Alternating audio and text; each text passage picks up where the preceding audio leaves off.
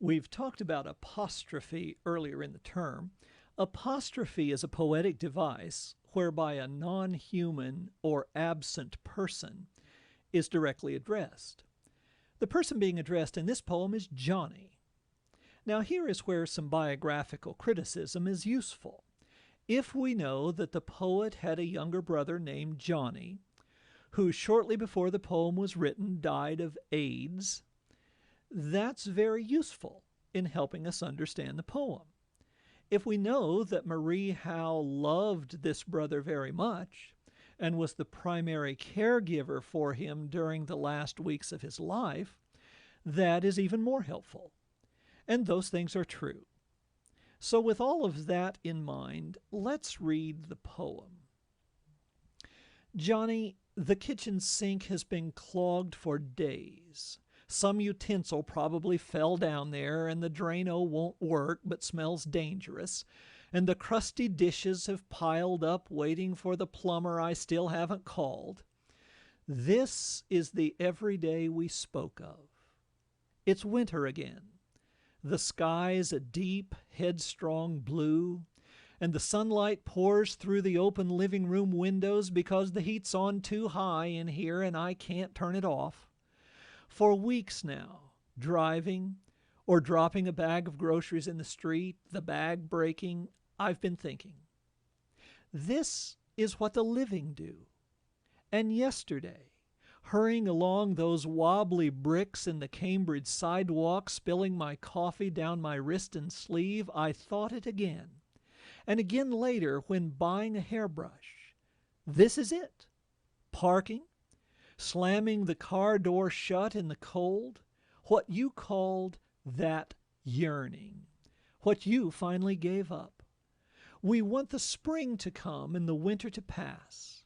We want whoever to call or not call, a letter, a kiss. We want more and more and then more of it. But there are moments, walking, when I catch a glimpse of myself in the window glass, say the window of the corner video store, and I'm gripped by a cherishing so deep for my own blowing hair, chapped face, and unbuttoned coat that I'm speechless. I am living. I remember you. Well, we might start our consideration of this poem by asking, what do the living do? The poem emphasizes the little everyday stuff, getting the kitchen drain unclogged, dropping a bag of groceries, buying a hairbrush, slamming a car door in the cold. Our lives are a continuous stream of little dramas like that. And that is what the living do. But the sauce begins to thicken a little bit with the phrase, what you called that yearning. Living is more than just dropping your groceries or calling the plumber. To be living also means to yearn and hope. We yearn for spring to come. We hope to get that phone call or not to get it. We yearn for a letter, an email, a text, a kiss.